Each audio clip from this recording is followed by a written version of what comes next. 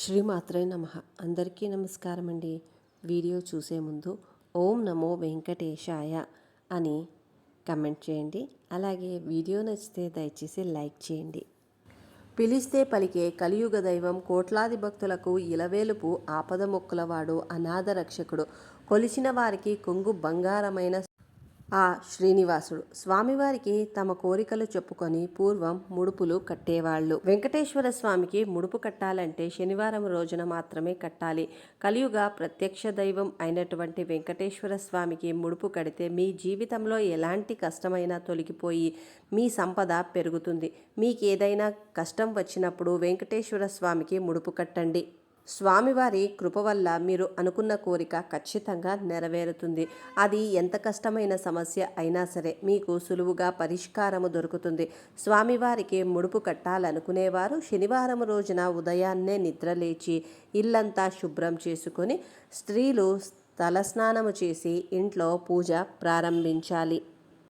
ముడుపు కట్టే ఇంట్లో ఎటువంటి మైలు ఉండకుండా జాగ్రత్త పడాలి. ఎందుకంటే వెంకటేశ్వర స్వామి వారి ముడుపుకు ఎంతో శక్తి ఉంటుంది. కాబట్టి ముడుపు కట్టే ముందు మీ ఇల్లంతా పసుపు నీళ్లు చల్లుకొని శుద్ధి చేసుకోవాలి. ముందుగా మీ పూజ గదిలో ఉన్న వెంకటేశ్వర స్వామి పటానికి గంధం రాసి కుంకుమ బొట్లు పెట్టుకోవాలి. తర్వాత స్వామివారి పటానికి తులసిమాలని సమర్పించాలి. ముడుపు కట్టే ముందు వినాయకునికి నమస్కరించాలి.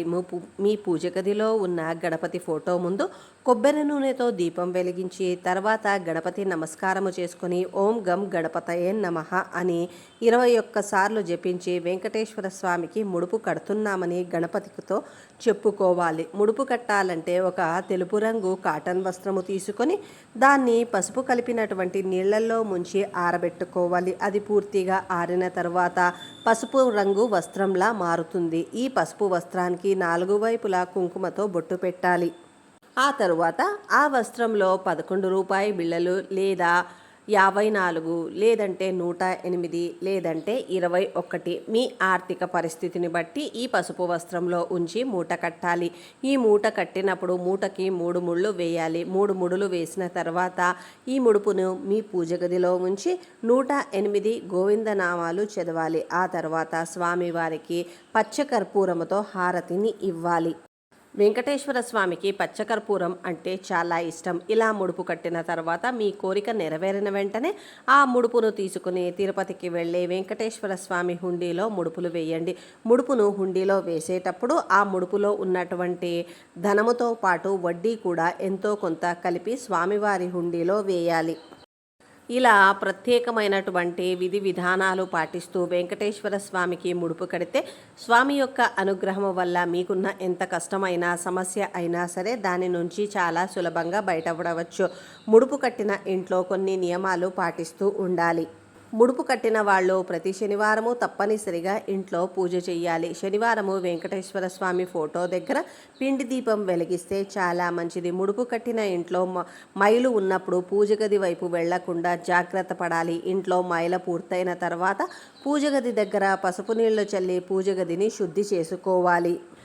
ఎంతో మహిమగల దైవం వెంకటేశ్వర స్వామికి ఈ విధంగా ముడుపు కడితే మీ జీవితం ధన్యమైనట్లే. ఎటువంటి సమస్యలకు ఈ ముడుపులు కట్టాలంటే వివాహము కోసము, వ్యాపార వృద్ధి కోసము, పిల్లల కోసము, ఉద్యోగం కోసము, ప్రమోషన్ కోసము, ఇల్లు కానీ స్థలం కానీ కొనాలన్నా లేదా అమ్మాలన్నా, ఆరోగ్యం కోసము, ఉద్యోగం కోసము, అనారోగ్యంతో ఉన్నవారికి బాగు కావాలని, పంట నష్టం కలగకుండా చేతికి మంచి దిగుబడి రావాలని, ఆటంకంగా ఉన్న నిర్మాణం పూర్తి కావాలని, ఇటువంటి సమస్యలు ఉన్నవారు ఆ శ్రీనివాసుడికి ముడుపు కడితే మీకు మంచి జరుగుతుంది. ఇంట్లోకి లక్ష్మీదేవి కటాక్షం కలగాలంటే శనివారం రోజున ఇంట్లో ఉండే ఆడవారు కొన్ని తప్పులు చేయకూడదని పండితులు చెబుతున్నారు. శనివారం రోజున మనము తెలియక చేసే కొన్ని పనుల వల్ల ఏలినాటి శని మిమ్మల్ని వెంటాడుతుందట. కాబట్టి శనివారం రోజున ఎట్టి పరిస్థితులలోనూ చేయకూడని పనులేమిటో ఇప్పుడు చూద్దాం. శనివారం రోజున బెండకాయ, పండుమిరపకాయలు, మామిడికాయ పచ్చడి అస్సలు తినకూడదు. అలాగే శనివారం రోజున ఇంట్లో కందిపప్పును వండకూడదు. శనివారం రోజున పప్పు వినియోగానికి దూరంగా ఉండాలి. శనివారము పప్పు తింటే కొన్ని జాతక దోషాల వల్ల మీ ఆరోగ్యం దెబ్బతింటుందట. కాబట్టి మీరు ఆరోగ్యవంతులుగా ఉండాలంటే శనివారం రోజు ఇంట్లో పప్పు వండకండి. శనివారం రోజున నువ్వులు, మినప్పప్పు, నూనె, చీపురు కొనుగోలు చేయకూడదు. శనివారం ఈ వస్తువులు కొనుగోలు చేస్తే మీ జీవితంలో కష్టాలు తలెత్తుతాయి. ముఖ్యంగా శనివారం రోజున నూనె కొంటే మీ ఇంట్లో ఎవరో ఒకరికి అనారోగ్యం పాలు అవుతారని అంటారు. కాబట్టి ఫ్రెండ్స్, చూశారు కదా ఎటువంటి విధి విధానాలు పాటించడం వల్ల ముడుపు కట్టి ఆ శ్రీనివాసుడి యొక్క కృపకు పాత్రలు కాగలరో మీరు కూడా తెలుసుకున్నారు. కాబట్టి మీకు ఈ వీడియో యూస్ఫుల్ అయ్యింది అని అనుకుంటున్నాను. నచ్చితే దయచేసి లైక్ చేయండి.